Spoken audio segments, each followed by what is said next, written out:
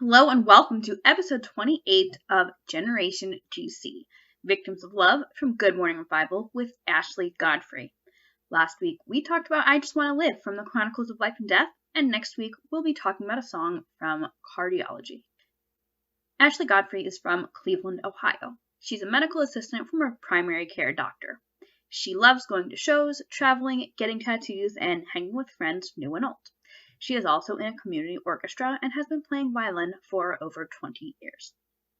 As a side note, this episode was recorded in August. It's September 27th as I'm recording this intro.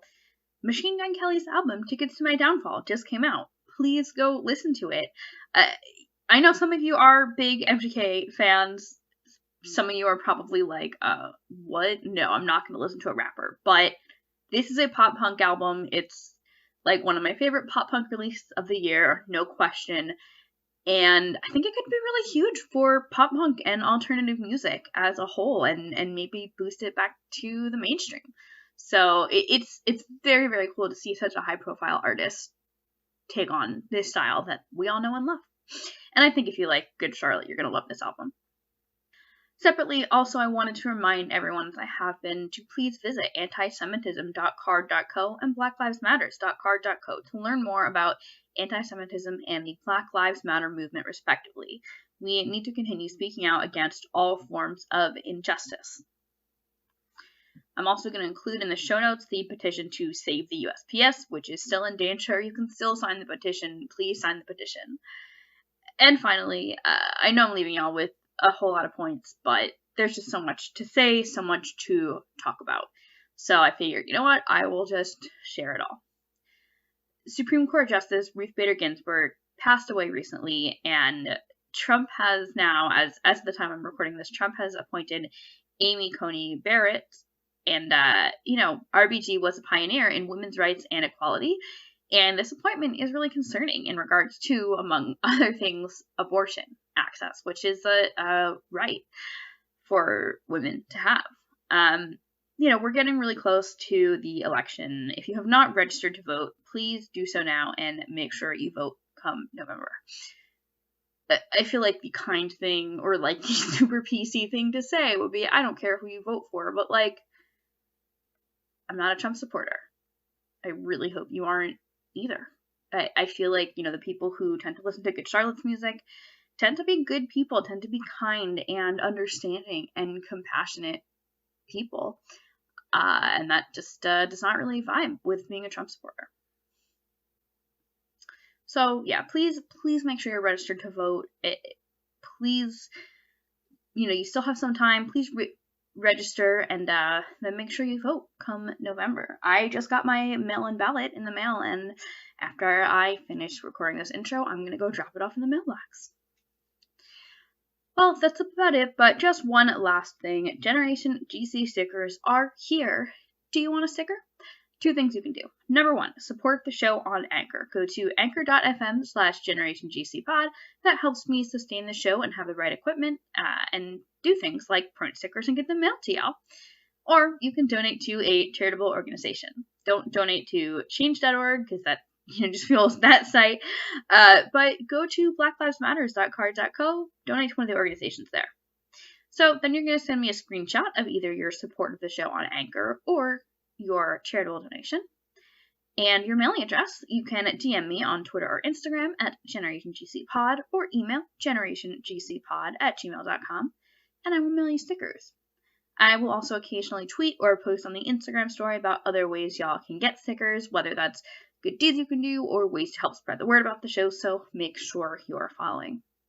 Anyway, thank you all for tuning in. Now on to episode 8. It's wild to me that pretty soon we will be at 6 months of Generation GC.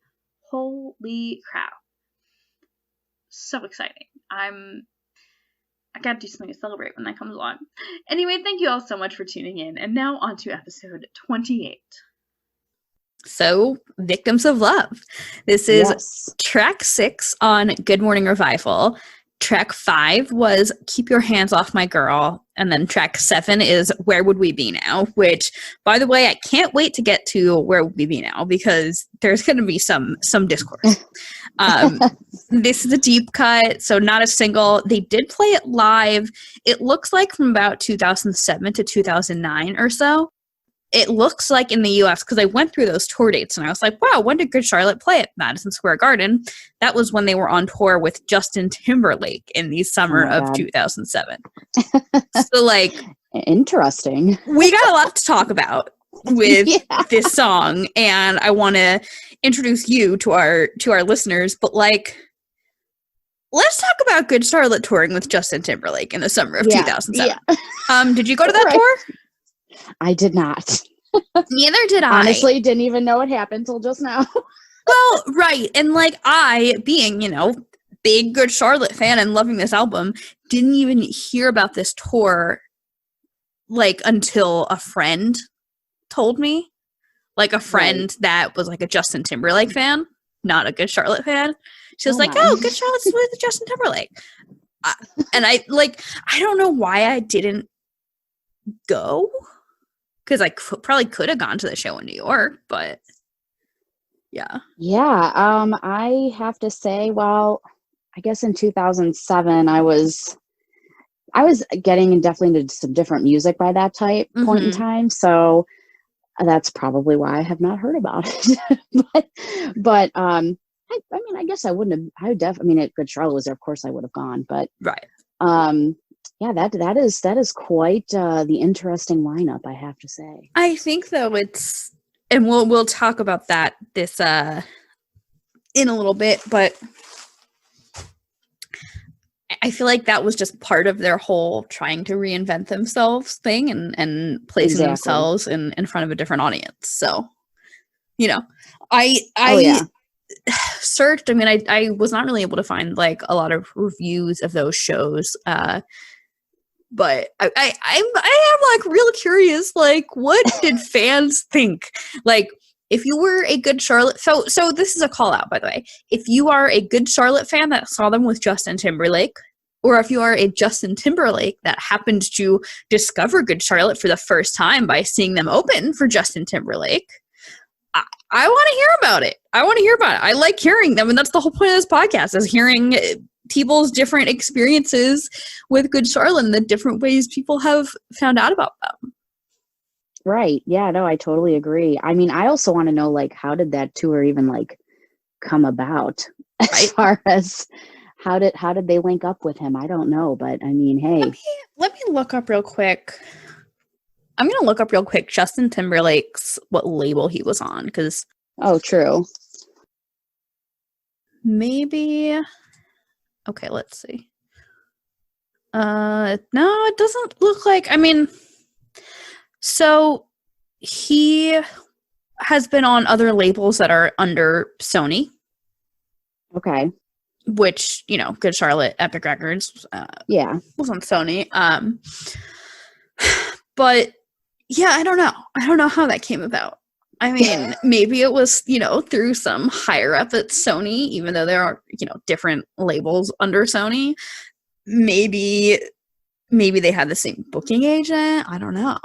Right. Yeah. There was they could have had the same booking agent. Some sort of odd connection there that happened. And yeah, it just happened. I mean, I'm like imagining it was, either a label higher up or a booking agent, that a shared booking agency, because especially when you get into the higher levels, people like Justin Timberlake playing Madison Square Garden, there's a couple booking agencies that have almost everyone. So it would not be crazy at all to say that Good Charlotte and Justin Timberlake had the same booking agency. Yeah. So it could be that. I mean, it happened. I'm sure it was a great show. Yeah. I'm like I said, I would have went. I would have been down. If I had known about it in time to buy tickets. Oh, maybe I was at summer camp still. No, I feel like I don't know. I feel like I just didn't know about it. Yeah, I had no idea. I mean, I feel like I didn't know about it until after it happened. Right. Yeah, I found out about it. I definitely found out about it after it happened because at the end of the summer, we would always go down the shore, and it was like my family and a couple other families. And my one family friend, a girl that was also my age, was like, yeah, I saw Justin Timberlake a few weeks ago. Did you know Good Charlotte opened for them? And I was like, no. So odd. What? It was just that weird was because it was like, how did I not find out about this? Right. Like, Yeah. No, I mean, it know, was before Twitter, but like I had MySpace. Like I'm pretty sure it was on their email list. Just one of those secret shows, I guess. Right. Secret shows at like the most famous arena in the world. Yeah, exactly. I don't know. Well, we'll get a little bit more into kind of the backstory of this song and album, but Ashley, I want to help introduce you to our listeners. So, first question I like to ask people is, when did you first hear Good Charlotte, and what did you first think of them? So, exactly when I first found out about them, it was right after Young and the Hopeless came out. Mm-hmm. I was on a bus, and it was my 8th grade school trip we did not get to go to DC because of 9/11. So we went to Philadelphia, Hershey, Gettysburg. That was like what our school did instead. For what it's worth, like I'm from New Jersey, and like an area where, not to make this all 9/11 talk, but like, you know, people, the area I grew up, like a lot of people's parents commuted to New York, and like there was a time period where even us, we couldn't have field trips into New York. Yeah. So I feel like I was totally gypped. Yeah. But I went to DC as an adult, and it was fine. I'll get into that later too. Philly's cool too. And Philly's, I love Philly.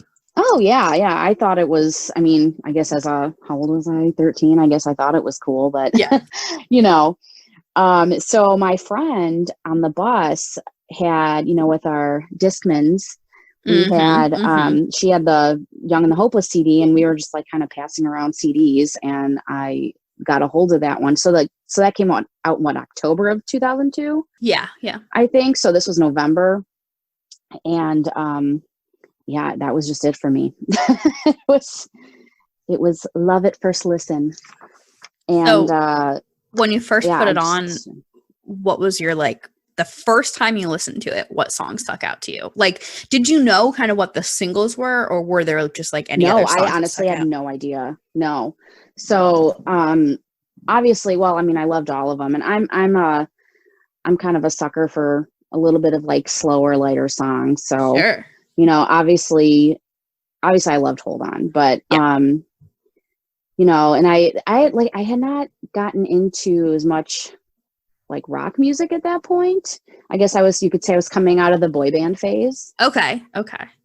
And, I don't know. It was just, I was just like, oh my God, these guys are awesome. Yeah. Like, you have like, Lifestyles and the Anthem, a little more fast paced, and, Story of My Old Man. Like, my dad wasn't around as much when I was a kid. So, and just listening to the stuff that they were talking about with him, like their traits that their dad had and whatever, I'm like, oh man, these guys are super, they get me. Yeah. So yeah, that was exactly when that happened. It's a good feeling to find a band that gets you for like the first time. Oh yeah. I knew from the get-go. I was like, these guys, you're just like, this is it. They know me. This is it. They know me. We're the same. Yeah. So I am so excited to talk to you about the city of Cleveland. So I'm like trying to think if I've talked about going to school in Cleveland on the show before, but yeah, well, I thought I heard on one of those things you said you had gone to school at Case, and I'm like, does she mean like Case Western? Because that's like right by me. Yep. Yeah. So I went to Case Western in Cleveland, Ohio, and so Cleveland has a very big, very, very wonderful place in my heart. And I'm so excited to like find other people that, either lived in Cleveland or still live in Cleveland. Because that's where like my whole career in music really began. Oh yeah. Yeah. We've got our music scene here, and I was born and raised. So I've been around for a while, and like I said, I have tons of friends in the music scene here too. And friends that are in bands, friends that do promoting. And Yep. so, over the years, I've met a ton of people. I remember back in like 2011 or so when I was like really, really getting involved in like local bands there was this whole like dichotomy where like all of the pop punk bands would complain about how the Northeast Ohio scene was like only metal, but then all the metal bands would complain about how it was like too much pop punk. Yeah, it definitely has a heavier metal scene, that's for sure. Yeah. But I think it has its fair share of pop punk, or at least it did. Yeah. But I'm like, get what the they were local saying. bands that I was seeing in like 2011, I think have like pretty much all broken up. But Oh, that doesn't surprise me. Yeah. Right. Yeah. I mean, I have some friends that are in bands locally, but I definitely have to say they're probably more on the heavier side, rather than pop punk. But yeah, there's definitely. It was a good these city. days it's probably heavier, but it was a really fun city to be starting a music blog because in contrast to like New York, like if I had been home when I was starting it, there's so many people in New York and in New Jersey and in Philadelphia, like that whole area. So many people doing music vlogs and being concert photographers. And yes, obviously Cleveland has alternative press, but the number of like photographers you would see at a show. Oh yeah. In Cleveland, like much less than I'm now, when shows happen, much less than, I am used to seeing here. And that like, obviously that makes sense, right? Yeah. But it was like, it felt like I could be a bigger fish in that smaller pond. Yeah, I definitely see even nowadays, like I've seen a lot of the same photographers at the shows I go to. I'm like, oh, I recognize that person. Yeah. So I see a lot of the same ones at the venues that I go to. And there's definitely, sometimes it obviously depends on the show, like depending on the artist. Like sometimes I see like a shit ton down there, and then sometimes and that's like two. So. And that's like, as a photographer, that's, I can tell you a million reasons why the number of photographers vary. It could be anything from like that artist is being really picky with who they approve. It could be there's another show across town with an artist that's like known to be really good. It could be, the artist's relationship with the press. It like could be a thousand different things. Oh yeah. My brother is not necessarily a photographer, but he's gotten into shows. Yeah.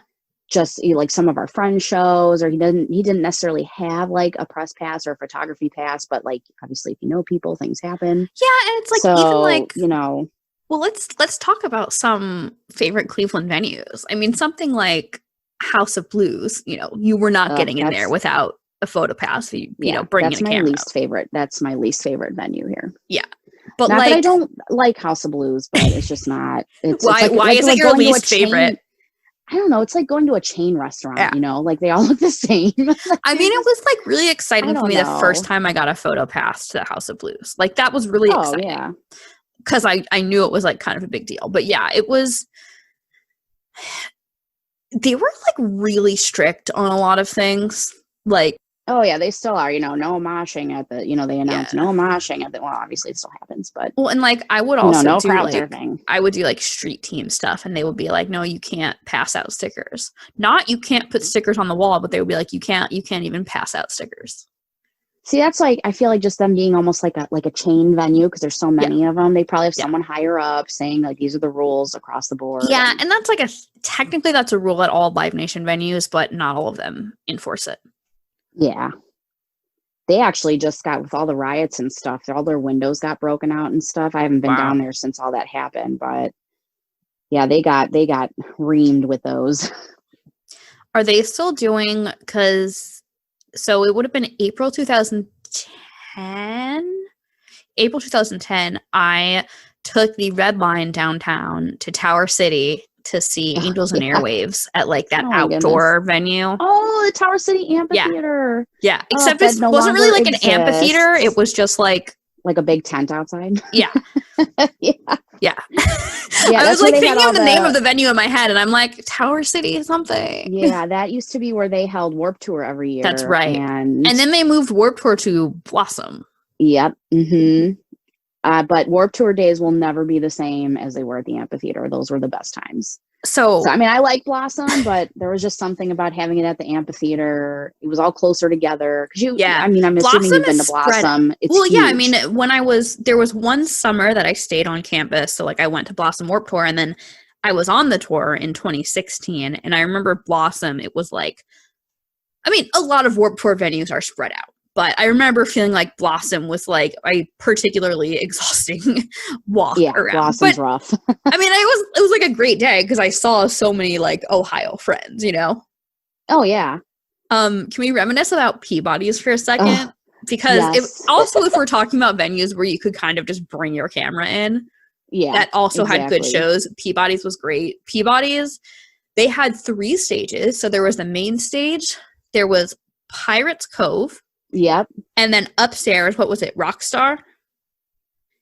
Which like it was I rarely ever went upstairs. It was always either Pirates Cove or main stage, but I only went upstairs like small number of times. I think I saw Broadway Calls upstairs, but I saw a fair few, you know, shows where you kind of have to bounce between like the main stage. And always Pirates Cove. Had to go between, because I had friends that were in bands that would play Pirates Cove, and then the main. Right. Like you would be like, oh, there's like 5 bands like on the actual tour that are playing the main stage, and I want to see 4 of them. Like I care about 4 of them, but shit, like I have 3 of my friends' bands are playing on Pirates Cove. I mean, it was nice because that way, like you could have a zillion bands on a show. And the show wasn't as long as if it was all like one stage, one after the other. But I miss Peabody's, as dirty as it was. Yeah, and I was so happy because I guess they like. I mean, I know we talked about this like on Twitter, but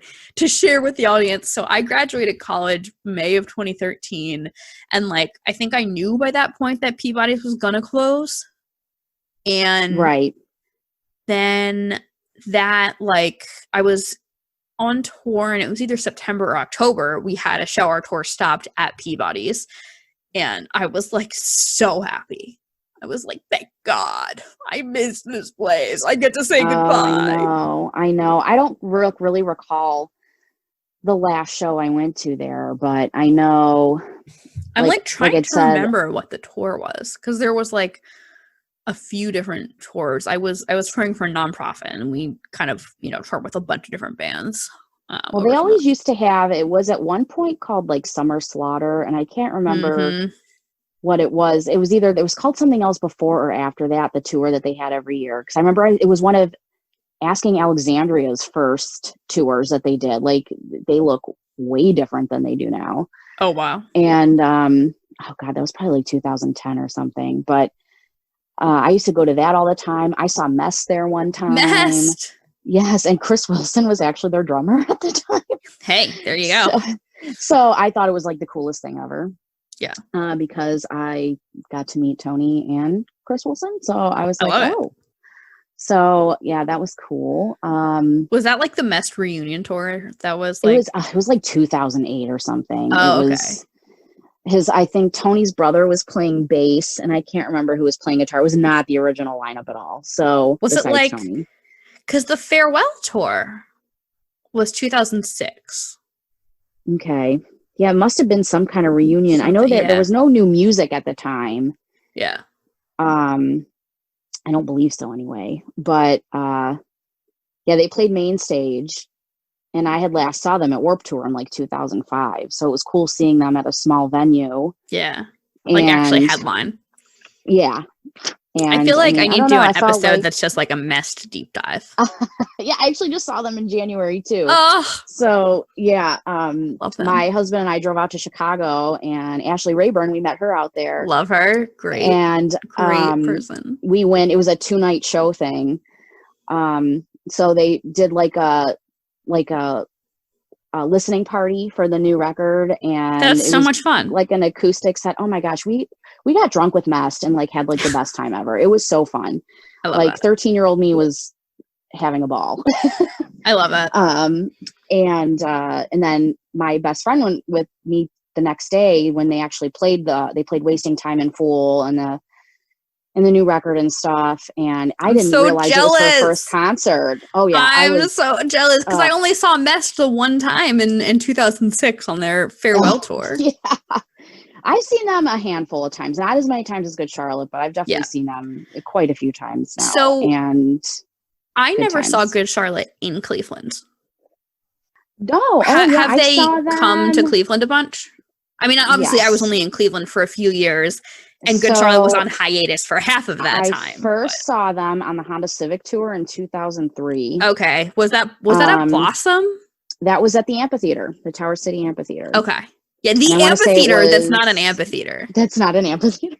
And they also have, what's that one that's like actually has seats that's also on the water? Oh, it was called Nautica. Now it's James Pavilion. Right. Okay.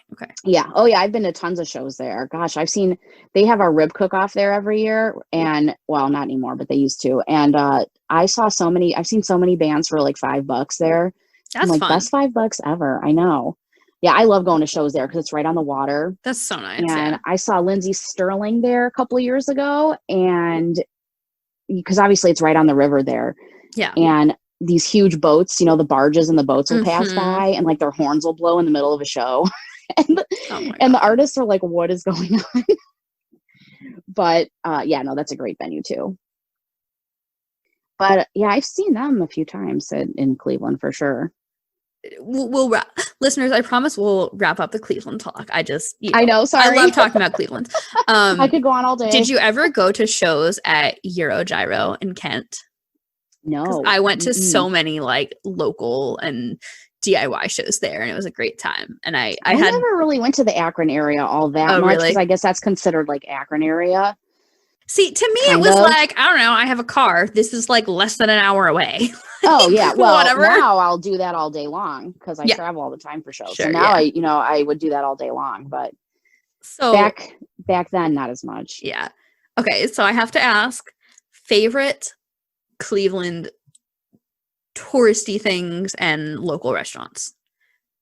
Well, local restaurants, I have to say Barrio for tacos. Okay. Because it's amazing. Yeah, I never went there, but I mean, everyone always talks about it. Barrio. Yeah. In fact, my husband and I had Condado tacos last night, which is like the same exact thing.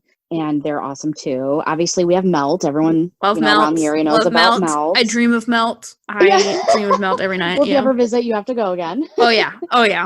And then Sokolowski's, which is a big Polish place. Okay. So, because they have the best pierogies and stuffed cabbage in the world. Touristy things, we obviously have the Rock Hall here. Honestly, I don't think it's worth the money, but that's just me. I got in for free because of school. So there's times where you can get in for free and stuff. And I've been to shows at the Rock Hall too. And I do a lot of stuff, not necessarily in Cleveland. Like now we have Edgewater Park, which is cool. They have like live music. It's right on the lake there. And is that like going on now? No, I think the concerts and everything are canceled. People are obviously going to the beach there, but the summer concert series and everything is canceled. Right. Yeah, I don't do a whole lot. I hate to say I don't do a whole lot around Cleveland, but like we have, the Tremont area. Mm-hmm. That's got a lot of shops and restaurants. We have it's in Ohio City. Why can't I think of it? The West Side Market. Yeah, that was West Side Market's really cool. It has all kinds of foods and everything you can think of. Clearly, I just am very food based. Oh yeah, me too. I'm just a foodie and eat everywhere. Same.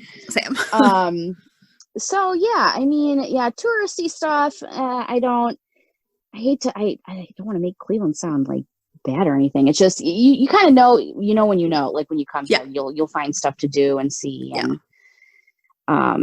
but food, I think we get an A+ in food. Oh yeah, and it's definitely like I just have to plug Cleveland because I feel like you can eat out and eat well, and it's gonna be more affordable than a city like New York or even like Chicago for like a nice meal. Oh yeah, for sure. We went to Chicago. My best friend lives there, so I go. And there Chicago's great. Like Chicago's awesome. Oh yeah, we went to this steak sandwich place and spent like $100 Right. on like 4 steak sandwiches. Right. Right. Like, yeah. And same thing, like Seattle, my husband and I went there and we spent like $75 on lunch one day. Yeah. I'm like, this is I had crazy. the summer after my first year of college, I came home and I had an internship in New York.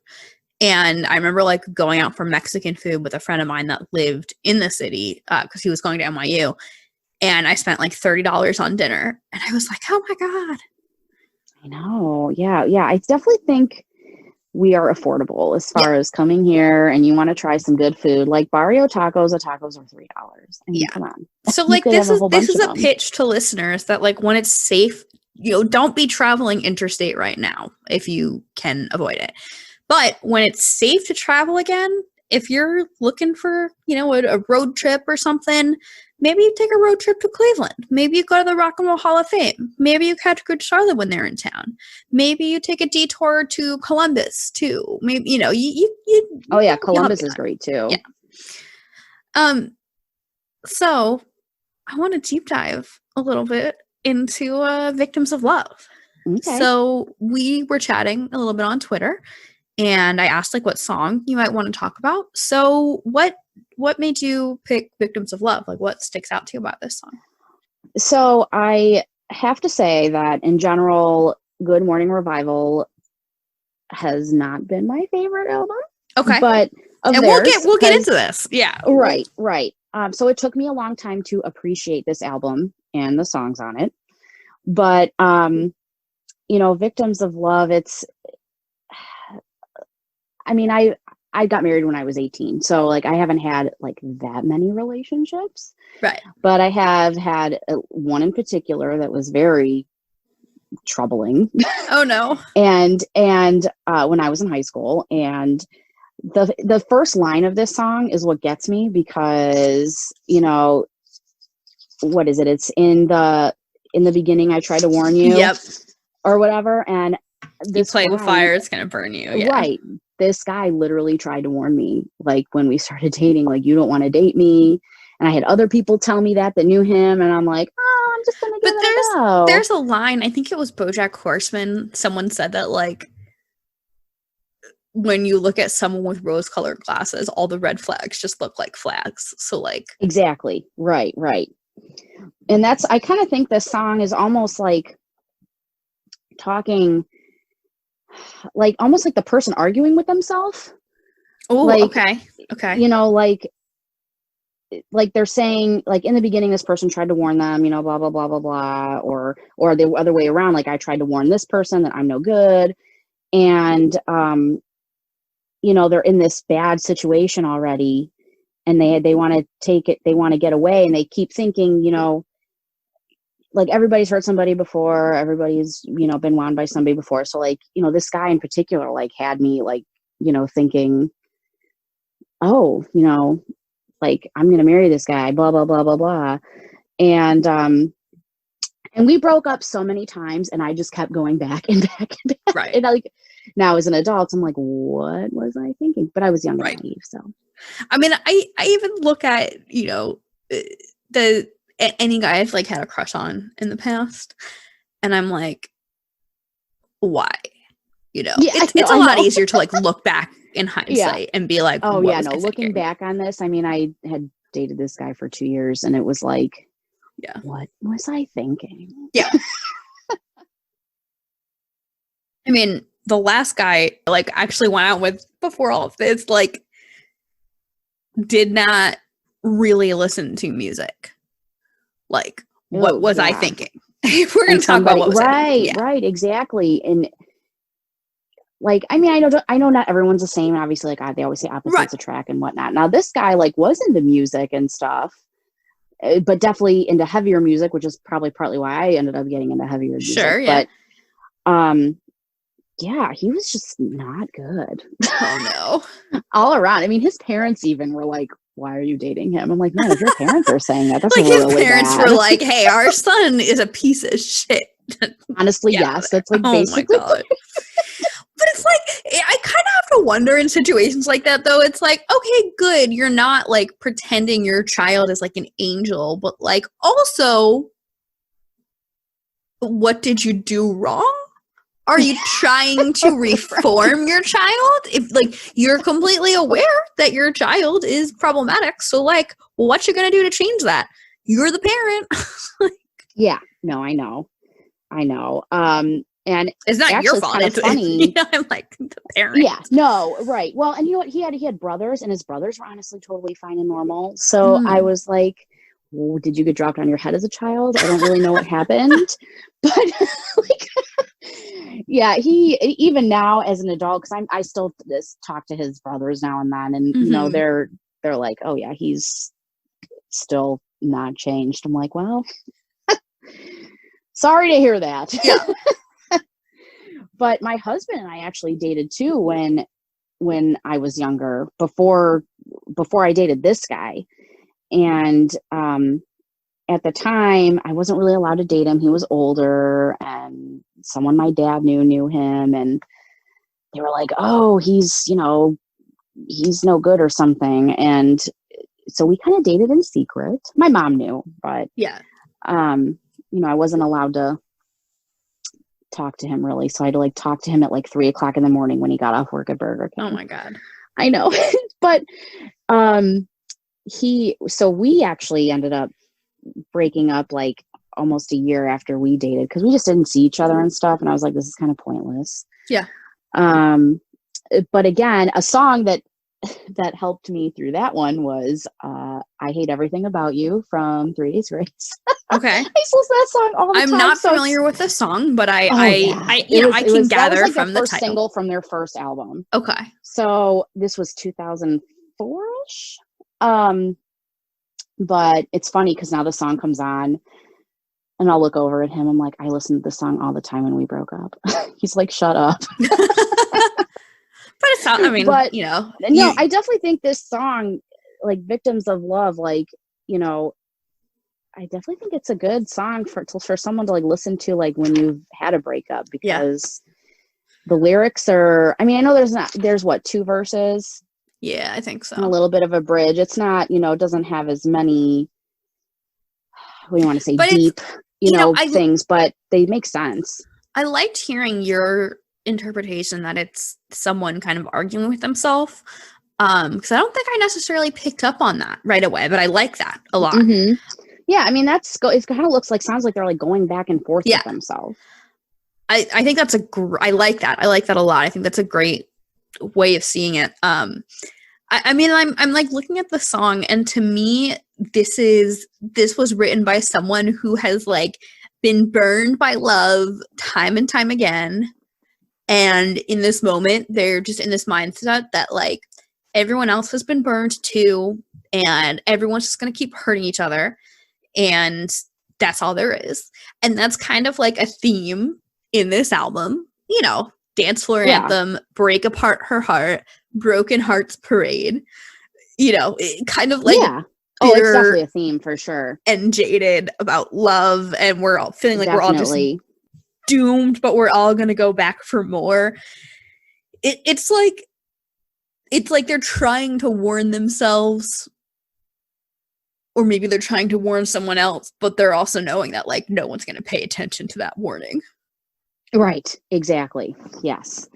Yeah, I know. Like when this album came out, it was what, like 2007 or 8? March 2007. I had actually already been married at that point. So we got married in 2007. So I hate to say like the album didn't relate to me as much at the time. I mean, it didn't, and again, with the new sound I was kind of like a little standoffish. I was like, oh, this is different. I don't know if I like it.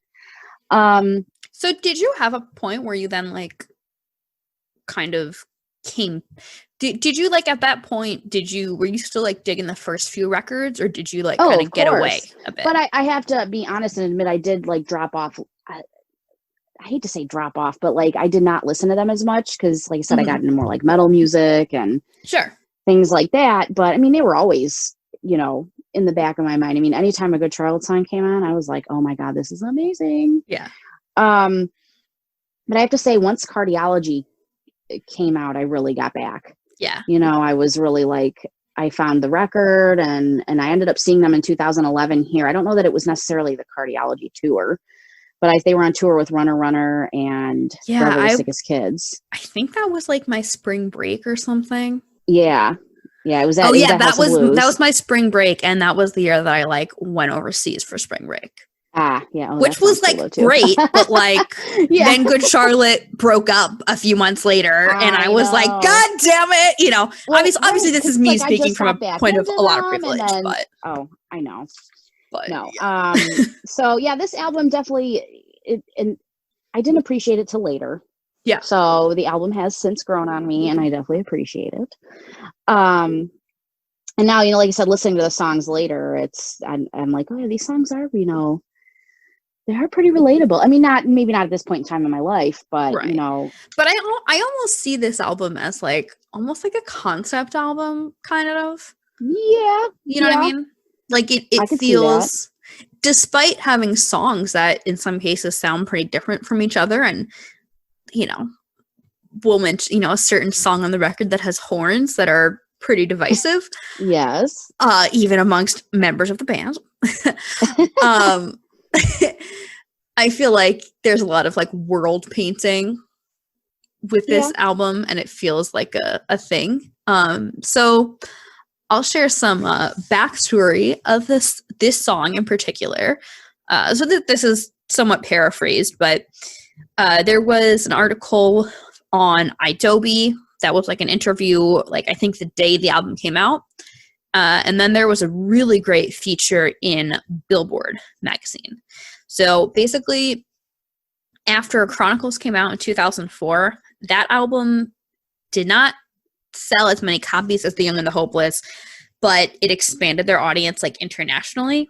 And the band at that point just felt that it was time to reinvent themselves, to keep things fresh. And the executive VP of A&R at Sony Music Labels Group, Dave Massey, along with Don Gilmore produced the first album, and they reconnected with him. And Dave Massey and Don Gilmore really pushed the band to reinvent themselves. So we talked about this on the Keep Your Hands Off My Girl episode, but they sent Gilmore like 40 or 50 demos, and he got rid of everything except Keep Your Hands Off My Girl. Told the band they needed to get out of LA. And we had a great discussion about that whole point in the Keep Your Hands Off My Girl episode. Yes, I remember. Yeah. So they went off to Vancouver, and they were nervous about impressing him. And then Joel told Billboard that when they wrote Victims of Love, they felt like, okay, now we're definitely onto something new and different. And they definitely were onto something new and different with this song. Yeah, no, definitely. I mean, the whole album in general. I mean, it's probably good that they honestly went to Vancouver and did it. One of the places I've always wanted to visit. It's amazing. Yeah, I definitely think it's good to go, because I've heard a lot of bands will do that. They get out of LA, they'll go to like Wyoming, or somewhere to record, and I could definitely understand that. I think you're out of that. I've never been to LA, but from what I've seen or can assume, you know, and so you got to get away sometimes. Well, and even like think about the content of this album. Like this album is not someone who is like, you know, this album is someone, I don't want to say it's someone who hates LA, but I think expressing a lot of frustrations with that kind of culture. Yeah. Even though it is sometimes the best place to be, you know, in certain industries. I will say Vancouver is amazing. I've been dying to go back. I was there for like 36 hours on tour. But had nights like those too. Yeah. I went to Seattle 2 years ago to see Good Charlotte. Love it. And, you know, met up with some of the other people from the show. Ashley, Kelly, Alyssa was there. We're gonna have the greatest big family reunion once. I really hope that can happen one day. Oh yeah, because I can't tell you all the people, I mean, that I've met through them. I mean, I have so many friends like all over the country now. It's crazy. I love it. So I saw them in Seattle at, was it Soto, I think. First off, the venue was it wasn't very tiny, but I am used to being, you know, up front, and I have never felt more squished and like in my entire life. So it was rough. But but yeah, I felt like they definitely played, I guess, well, I mean, they've over since 2016, since they came back, you know, I guess I've heard more songs from this album in their set list than normal. But yeah, seeing them in Seattle was awesome. And, you know, we talked to Paul after the show, and he's the best. And I love that. I did not do a meet and greet for that show because I had already spent entirely too much money on going to on that get trip. to Seattle. Yeah. But my husband and I made a vacation out of it. We went to Washington, Oregon. It was fun. And I contemplated going to the Portland show, and then I talked myself out of it because that's what adulting does. If you go to Portland, you have to get Voodoo Donuts. Oh, yes. Well, we want to go back once this is all over. So we want to go back and spend more time in Oregon. And I'm like, it's really been over the past couple of years that and obviously, especially much more so since I've started the podcast. But it's only been like the past couple of years that I've like just started like meeting other GC fans. Yeah, me too. And now I've met and connected with so many people through the podcast. So I'm like, I just want them to tour again so I can like meet everyone in real life. Yeah, if they have a Cleveland show, you better come. Oh, we'll have a party at Melt. We'll have a party at Melt. Yes. Well, yeah, my friend, she lives in Maryland, and she invited me. Well, I actually met her. You know how they did in 2016, they did that little little mini tour. Yeah, I was on tour. I was on tour at that time, and like all the way across the country. Yeah. Oh, yeah. I did this DC show. So that was the only one I did out of them, but I met a girl in line. And we did the meet and greet, and one of my friends went with me too, but we did the meet and greet together and all that. And I remember, you know, we had driven 7 hours from me, and I picked my friend up in Pittsburgh along the way. So it was about 7 hours, and, you know, waiting in line. We went straight to the venue when we got there, and I had to go to the bathroom so bad. I had to pee so bad. Oh no! And this girl what venue was this in Maryland? It was at the 930 Club. Oh, okay. So it was DC. In DC, but and her still counts as a hometown show. Exactly. So her and the person she was with at the time, they were like, "We'll save your spot." I'm like, "Are you serious?" They're like, "Yeah." I'm like, "You're gonna let me get back?" They're like, "Yeah, you can come back." I love that. And so I was able to go and come back, and they saved my spot. And honestly, her and I have been best friends for like 4 years now. So, I love that. That's I know amazing. We visit each other all the time. So I love that. Yeah. And she invited me. They played at Preakness, which is part of the whole Kentucky Derby, which I didn't even know until then. It was like more than one race. So interesting. Obviously we weren't there for racing. Yeah. They were just part of the entertainment. I'm like vegan as fuck, so I'm not. I know. Not about that. I do not agree with that at all.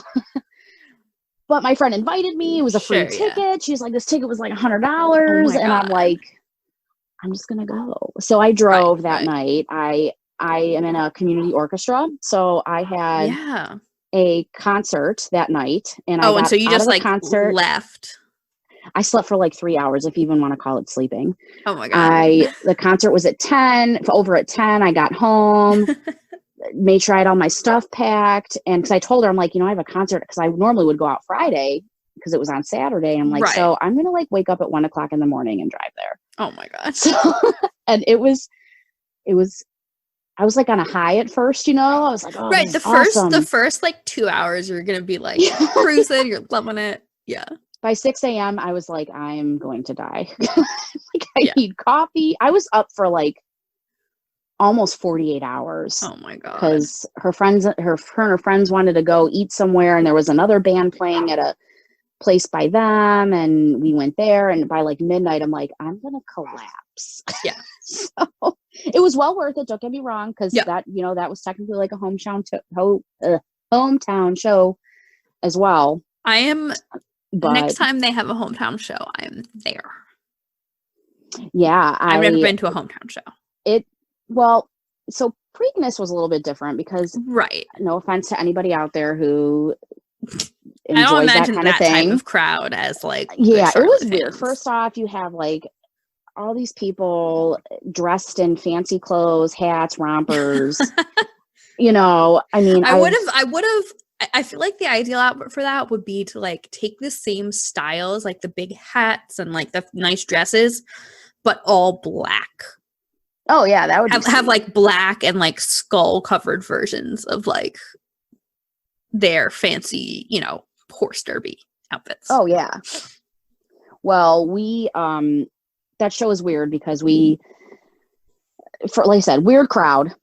Right. Clearly not their normal crowd. They were, you know, I got this girl next to me who looks like she's 12 and she's drunk trying to get in front of me, and she's like, oh, these guys are, you know, they're my favorite. I'm like, do you even know who they are? I'm pretty sure you don't. Oh, no. Then, which, hey, if anybody finds out about them, good for them. If it's exposure, good for them. But I've never been to a show where they would not let us lean up against the barricade. Oh, wild. So they would not let us stand on it or near it or lean against it. I mean, yeah. The security guards. And I was like, what is this? I've never experienced this. So, you know, everyone in that front row is trying to hold everyone back, pushing them. Oh my God. And, you know, usually have that barricade to at least like keep yourself steady. It was odd. That's bizarre. It was the most bizarre thing ever. I'll have to look up videos from that show. Yeah, you will, and see see how that all went. Yeah. So I wanted to talk real quick, and we'll dive into like some actual fan comments just a second, but I wanted to talk about this kind of theory I have that if you stuck with Good Charlotte, because I think a lot of people dropped off after like Chronicles. Right. But if you stuck with them through Good Morning Revival, even if you didn't love Good Morning Revival, but if you stuck with them through Good Morning Revival, you're probably still a fan today in 2020. Yeah. I could say that's pretty agreeable. Yeah. Yeah. I do think though that like, I don't know, because I loved this album when it came out. I still love it, and you know, was listening to it like in full on repeat over the past few days getting ready for this episode. Yeah, me too. It's been fun. It's cool because I'm like listening to all the albums in full more than I had been like 6 months ago, you know? Right. And discovering so many new things, which is a lot of fun. But yeah, I mean, they were kind of doing this like dancey punk thing that nobody else was really doing. This was like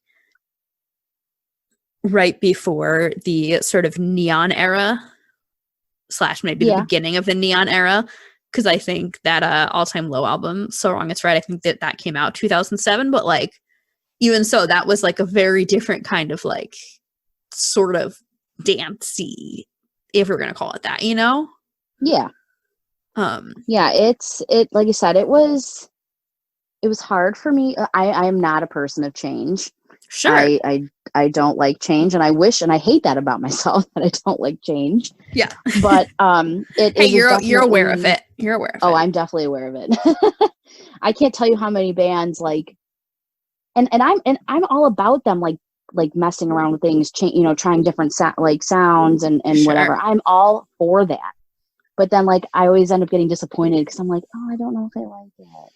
But then it ends up growing on me usually because I just have to listen to it a lot, and it's once I'm there, I'm there. But yeah, this album was definitely hard for me to like. But like I've said, it is now. I'm all about it now. But it did take me a while because I was just like, what is this thing they're trying? Right.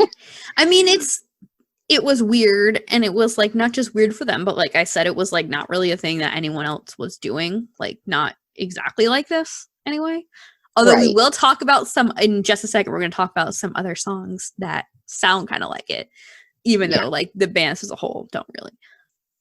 Yeah, so it's like I get it, and I don't have anything that I can say like, oh, I don't understand why people like didn't like this album. But I get it, yeah. Well, let's talk about some fan comments on one of my favorite websites in the world, songmeanings.com. Ashley, prior to the notes and prior to like, possibly hearing it on other episodes, had you been familiar with songmeanings.com? No, not until I started listening to the podcast. Yeah, it's great. It's great. It still exists. You can still comment, but it's, now that Genius Yeah, because I was looking through exists, some of them, and some of them were like really old, and I was like, yeah. Ew. Now that Genius exists, I think Song Meanings is not getting as much traction, I would argue. Right. So we're going to go through some comments. So user Building Music says the beginning beat sounds like Hilary Duff's song With Love. And it's funny that they would say Hilary Duff. Well, I almost feel like that was like on purpose. Although, and not to digress too much into this, and this is not about, saying who were certain songs written about, but there was an interview with Joel where he said that none of the songs on this album were written about his past relationship. Right. So, like his most recent relationship. So, I feel like we should take him at his word. Oh, I agree. And apparently Benji wrote a lot of the love songs on this record. Well, that's cute. Yeah. User Grubsmack says that I'm going to put my 2 cents in. Good Charlotte could possibly be the biggest sellout band ever. Well, maybe not ever. There is still Sugar Ray to consider, but they are close. Not only that, but the unoriginal, regurgitated crap they put out isn't even worth listening to. Which, like, I would disagree because, like, what other bands were making records that sounded like this?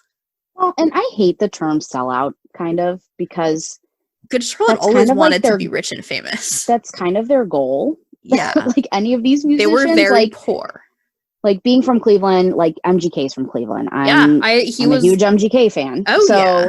And everyone's always like, I feel like there's got to be an MGK episode. Yeah. Oh, yeah, for sure.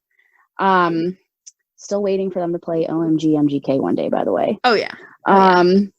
And, people from here are always like, he sold out and blah, blah, blah. But I just, that's the whole point of the profession. I mean, you're there to get your music out there. I mean, obviously everyone wants to make money. Yeah, there's like the faction of like the DIY scene that's always going to be kind of pretentious about it, though. Yeah. Now, am I a little more protective of certain bands that, when they do get bigger? Like, so I was a fan of MGK like from early on, like 2010, 2011. I saw him in 2011. Did you? Yeah, I did too. At I saw him at Nautica. I saw him at the Agora in 2011. Oh my god! But prior to that, I saw him at Barley House, which is on West 25th in Cleveland. Okay. He did a I think I got my first tattoo at a place. I want to say it was West 25th. Oh, I'm sure there's a tattoo shop over there. Yeah. I don't doubt that at all. It was in a bar, and like the girls had to dress up as I don't know, probably something slutty. I don't know, but that's not me. But I still dressed kind of the part because I wanted to get in for free. So, and I have a picture of him somewhere on my Facebook of me and baby MGK at Barley House. Stop! I love that. So but as proud as I am of him, and I'm so happy where he's at and what he's done. Part of me will always miss those come up days. Totally. Going to the smaller shows, being able to like basically talk and hang out with him. Yeah. At these things. So I do miss stuff like that, but I'm super proud of what he's accomplished and it's done. Like, I mean, there are people who get into music who are just like, this is a hobby and I have no intention to make it my career. Right. Oh yeah.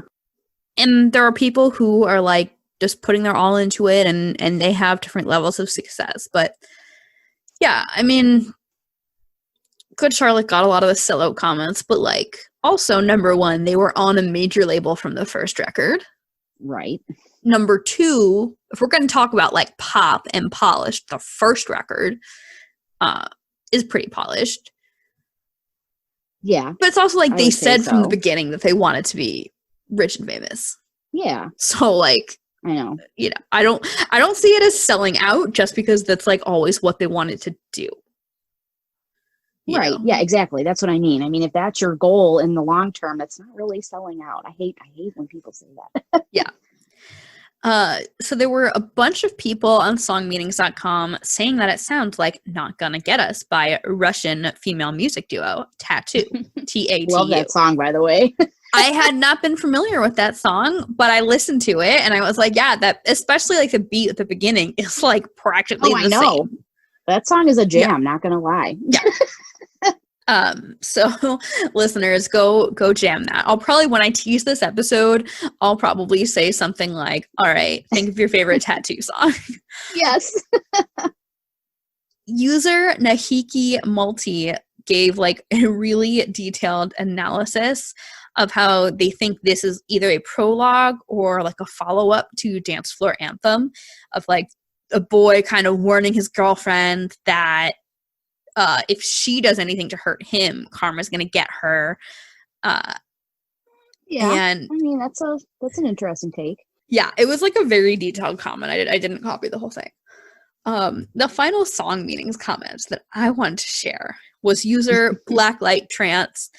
User Blacklight Trance on songmeanings.com. I hope you're doing well, because many years ago you said story period of my life right now, period between each word. So yeah, I Blacklight Trance, right out there. I hope you recovered from. I hope you found real love, Blacklight. I hope that whoever hurt you, that made you, you know, feel those things to write that comment, I hope that whoever hurt you gets their karma. That's right. I hope they're very happy somewhere right now. Yeah.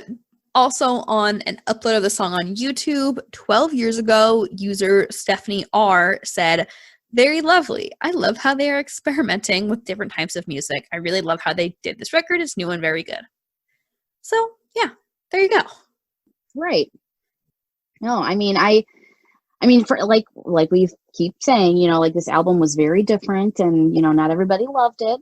You know, so I can see there being those comments that are not so, you know, not they weren't not necessarily nice. mean, but you know, yeah, I could see them getting some not so good feedback at the time on it. But and I could have been one of those people at the time, but I don't think I would ever say something about that about my favorite band, whether I didn't like it or not. So. The only Good Charlotte like album that I've publicly spoken out against, if you'll even say that, is Greatest Remixes, which I wrote an Amazon review of that. That was not too nice. Yeah. Oh, it's still up there. It's still up there. Is it? Yeah. Yeah, that one I do have it, you know, downloaded because it's Good Charlotte, so I have it downloaded. Yeah. And there are some, you know, there's some okay, but songs where like they had that anxiety, you know, they had anxiety on there and stuff. And there's like, a remix of this. And like when I've been doing the episodes, I go through and I'm like, listen to whichever ones have remixes. I kind of like go back and listen to that remix. Yeah. Yeah. I mean, and you know, I always have my car on shuffle on my phone. Sure, so like they'll pop up and stuff. And then like I'll listen to it for a few minutes. And I'm like, do I want to finish this? I don't know. But then I usually end up doing, you know, finishing it. But yeah, it's that was another one that took a while to get used to. Yeah. Two reviews we're gonna mention. One is from a site that I am just like really liking to dunk on this site, which is popmatters.com. Pop Matters does not like Good Charlotte. The critic that reviewed, don't like Pop Matters. Correct. And look, there's plenty of valid criticisms of this album, and I don't even want to say their criticisms aren't valid. That being said, because I think a lot of their criticisms are totally valid.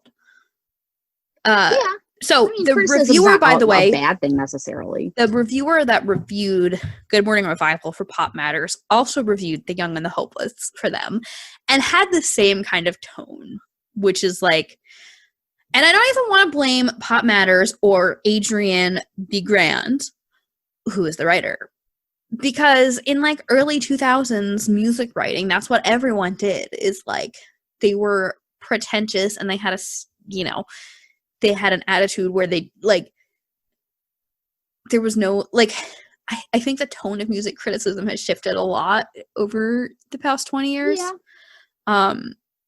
And I think there's more people doing something where they're trying to, like, give a level of understanding in a review, and there's more people that, like, review stuff they like versus, like, oh, everyone likes dunking on this artist, so let's dunk on this artist. Yeah. Yeah. But, and so it strikes me, it's like, you have reviewed one of Good Charlotte's albums before. You did not seem to like it. Why are you reviewing another one of those albums? But again, like, this was a time in music criticism history that, like, even if you liked a band, you were probably not writing, like, a nice review. So, like, maybe this person's actually a Good Charlotte fan. Well, and I feel like, too, like, Good Charlotte just gets criticized all the time because Yes. I can't tell you how many of my friends still to this day, you know, have to make fun of me because I love Good Charlotte so much still. I'm like, is this really necessary? Like, we are in our late 20s, early 30s. Leave me alone. Right. I mean, I think at this point, me, like, having the podcast kind of shuts up anyone who thinks I'm going to, like, back down from, like, liking Good Charlotte, you know?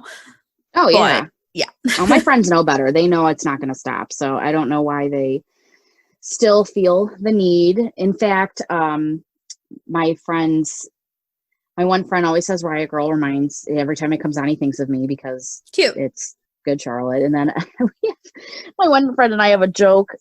I don't even know where it came from. He calls me number 2 because I had gone to a meet and greet or something for Good Charlotte, and he said something about me not being their number 1 fan or something. He goes, "You'll always be number 2." Oh, God. And I'm like, whatever you have to tell yourself, buddy. And so now if I mention anything about Good Charlotte on Facebook or anything, he'll just write number 2. That's hilarious, though. I know. Okay, so I did want to read this quote from the Pop Matters review, which, yeah, okay. So they say, too often, though, we get dragged down into the depressing morass of Good Charlotte's faux profundity. Victims of Love takes the dance shtick too far. I don't even want to say that's wrong. I just disagree that that's bad, but. Well, coming from someone who always hates on them. Right. We don't value your opinion anyway, Pop Matters. Yeah. So Drowned in Sound also reviewed this record, and they said that you can only really judge Good Morning Revival as a pop album because it's about as punk rock as the ironed increases on David Cameron's jeans. They say that the pop is soulless but effective. Then it starts to slip, and on Victims of Love, the shamelessness of the whole exercise slaps you across the chops. Who sings a line like that and holds his head up high? I disagree that it's soulless. But I say that as someone who spent a lot of time, who, like, totally loves this record. Yeah. So, like, I've probably picked up on a lot of things that, you know, insert reviewer here, sorry I didn't write their name down, from Drowned in Sound, didn't necessarily pick up on. So, like, I have a lot of, like, understanding of these songs that I think I would guess this person doesn't. Yeah, they probably just didn't get it. I mean, I can kind of see, as far as the whole not reviewing it as like a punk album. I mean, it definitely has more pop feel to it. You know, it's but definitely not I feel the like same as, say, Young and the Hopeless. But I feel like there's something punk about, like, just, like, putting your middle fingers in the air and going, like, yeah, I'm that just totally gonna, like, that call totally shit out and complain about things. No, that I totally get. Exactly. Yeah. That I can see. Yeah. I don't know. I think that's what, I mean, of every song, but especially of this record, that's what's been really cool to dive into, is, like, this record has just so many layers of things open to discussion, I think. Yeah, no, definitely. I mean, like, I and like you were saying, without this, you would disagree with them saying it's soulless. I mean, I would too. Yeah. I mean, if you really listen to the record, I mean, they clearly are talking about things that have affected them. Right. I mean, right. I don't think that's soulless. No, I would say it's not. But, you know, if you don't Yeah, if you don't understand, I mean, it's if you haven't get it. spent as much time with the record as probably like you and I have, if you haven't read oodles of Good Charlotte interviews like I have, you know, you're not going to have like the same understanding and background, and that's okay. Yeah, no, exactly. Like I said, my friends don't get it, and they probably never will. So Yeah. that's why I have my GC fan friends now. Yes, so yes, and I I'm can like talk to people about stuff with. I'm like, where were you guys when I was a teenager? Right. I know. I think about that too. I'm like, I mean, that was like the whole thing that I wanted to do this show, right? Because like growing up, I just like didn't have like all these DC friends really. Friends that like them. I mean, clearly my one friend showed me their album, but right. they definitely never got onto it at like the same level that I did. Yeah, I mean, my friend Sam Warren was on the show, and like I've known her for a long time, but like, you know, we went to summer camp together. We weren't like in high school together. So like I didn't have anyone like in my kind of daily life. Yeah, well, and I went to a small school, so same. I've known everyone since pre-K and up, basically. Oh gosh. Yeah. So, yeah, not a lot of people just weren't into it. They just weren't into it and didn't get it. And yeah, I mean, it's fine. It is what it is. I have who I need now, but exactly. You know, at the time, it would, hard. especially when you're a teenager and you're going through all those things. You're like, I wish I had someone that knew what I was talking about or wanted to go to. And that's what they were for me, you know. And I didn't have any friends that understood or even understood what, you know, what they were trying to say, at least. Mm-hmm. At least I do now. Yes, you do now. So how has Victims of Love held up for you over time? Well, I mean, the whole album in general, like I said, I came to an appreciation for it later. Sure. But you know, this song, like I said, I mean, as an adult right now, it doesn't have as much, I hate to say meaning, but it isn't as relevant to me now. But you know, I think it can be fun to like people find those songs that you're like, well, I don't currently relate to this, but like it still reminds me of like a time in my life. Oh yeah, I could totally relate to it. I mean, in even if it's not tense, like a current, right? Yes, yeah, definitely. I mean, it's and now I definitely listen to the album way more than I did back when it first came out. But no, and I think this song is catchy. You know, I don't know. I think it's a great song. Yeah, it's a great song. It's a great album, and I think it's a good one. Yeah, awesome. Well, Ashley, just a couple questions to wrap things up. But what has Good Charlotte meant to you over the years, and how has that changed? That's really hard to put into words. Yes. Well, obviously they've been my favorite band since 2002. I was 13 and I'm 31 now. Mm-hmm. So it's been a long time. I mean, even with these last two albums after the hiatus, I mean, as an adult, it's even like more relatable to me now. And I mean, and I've been to plenty of meet and greets. They are the nicest guys you'll ever meet. I mean, I've met a lot of bands over the years, and it's so disappointing sometimes. Not that it's, you know, everybody has a bad day. I get it. Right. But sometimes you meet like a band and you're so excited and you can't wait to talk to them about something, and they're just like not what you thought, you know, and it's so disappointing. I mean, every time I've encountered them, they've been nothing but nice. Yeah. You know, nothing but they're really stand-up guys. I think they've stayed true to themselves, you know, for the most part, and that means a lot to me.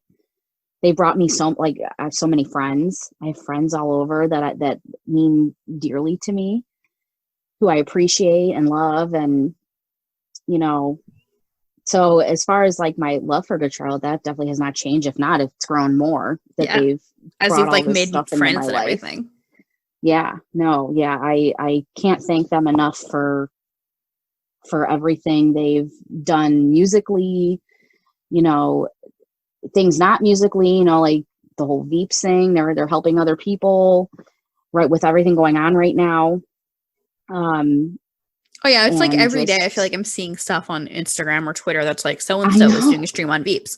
You know, Joel is like always sharing stuff on his Instagram story. I know. Like, and I'm like, holy shit, they're doing like so much cool stuff. They really are. I mean, it's crazy. Like people don't think they might not be relevant anymore, but they really are, even if it's behind the scenes. Mm-hmm. So, and you know, just I'm thankful for the people they brought into my life.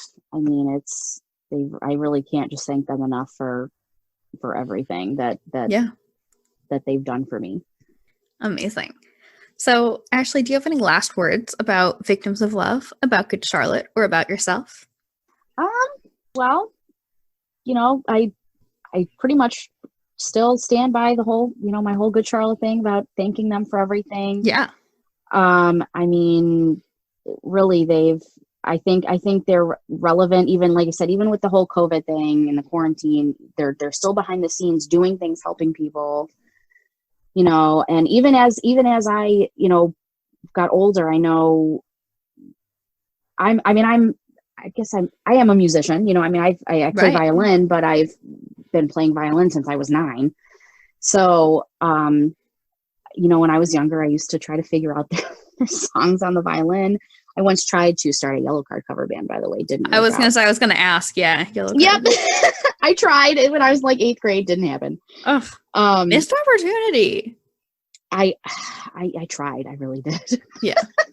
Nobody was into it. One girl wanted to play guitar and the rest of the people were like, yeah, I'm like, you guys suck. You know, as a musician, I can appreciate, you know, what they do. I mean, obviously I play mostly classical music, but we do play modern stuff, and you know, I just appreciate everything that they do and try to do. Yeah. Amazing. Yes. Ashley, thank you so much. Where can people find you on the internet? So I'm on Facebook, obviously, probably more than I need or want to be. We are. But Ashley Godfrey, and I'm trying to remember all of my handles. Instagram, I think I'm Crazy Schlee. Yeah. Like crazy and then SHLEE. And Twitter, I think it's Ashley_EST89. I think that's what it is. But I'm sure you could find me if you follow any of these other great people, because I'm probably following them as well. So, amazing. But yeah, follow me if you'd like. Ashley, thank you so much for coming on the show. Listeners, thank you. No, this was awesome. Yeah. Listeners, thank you for tuning in. Last week, we talked about I Just Want to Live from the Chronicles of Life and Death. Next week, we'll be talking about a song from Cardiology. My name is Molly. I've been your host. And please make sure to subscribe to Generation GC on Apple or Spotify, Google, wherever you listen, and make sure you rate it and leave a review, especially in Apple Podcasts. That helps a ton. And always just make sure you share it with your friends. Share it with your friends who love Good Charlotte. Share it with your friends who have never listened to Good Charlotte before as like a little push. Get them interested. Thank you for tuning in. You can follow Generation GC at Generation GC Pod, POD, on Facebook, Twitter, and Instagram. You can also follow me, Molly, at Hudelson, MHUDELSON, on Twitter and Instagram. Thank you for tuning in, and we will be back next week.